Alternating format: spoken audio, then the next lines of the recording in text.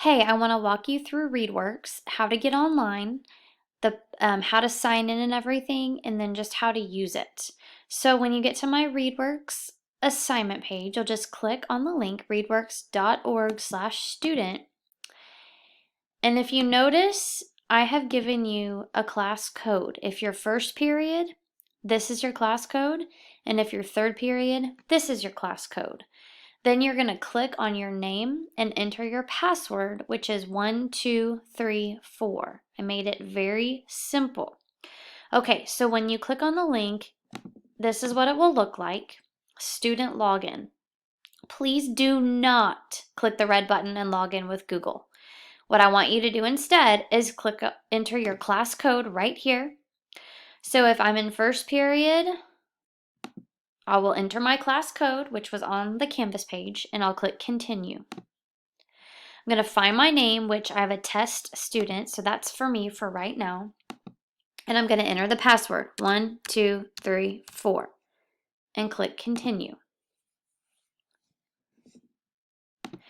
Then your assignments will pop up. It will have a due date, okay? This is not going to be the same assignment for everybody. So while I might have crossing the finish line, somebody else might have something else. But what I want you to do is to just follow along while I show you some different things you can do with ReadWorks. So I'm going to click on my assignment, and this is what it will look like. Here you have a play button where it will read the passage to you. So if you click play. Crossing the finish line. ReadWorks. Running a marathon is not easy. You can see that it will read it to you. You'll see up here it says passage. Here it says SR2. And SR2 has a little bit easier text. So if you would rather listen to that, you can do that. Up here, you'll see there's questions. There's 10 questions that go along with this passage. You will need to answer these. So you'll go through all the questions and then you'll hit submit. Okay. You'll notice there are a couple that you might have to actually type in your answer. Okay, describe what Leah did to prepare for one of the marathons. You'll have to read the passage and answer that question.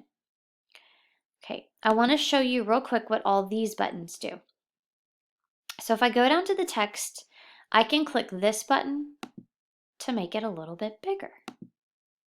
Okay, it goes to 3 different sizes, and then if you click it again, it goes back to normal.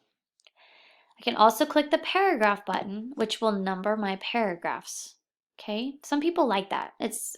I like it too. I think it makes it easier just to have the paragraphs numbered. This is great if you struggle with reading a little bit, or if you have dyslexia.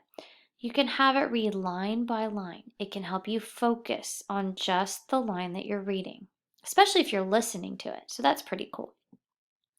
And I think one of the very, very best things you can do is this little button right here. What it does is it splits the screen so you can read the article, okay?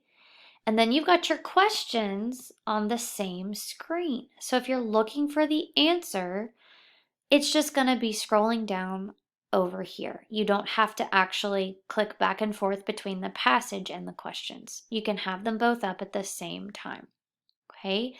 If you guys need any help with this assignment, please let me know or log into my Zoom. You guys will probably be doing these pretty often. It is a great way for me to measure how you're doing in this class with your reading goals, and it grades it for me so that I can give you feedback pretty quickly. All right, happy reading.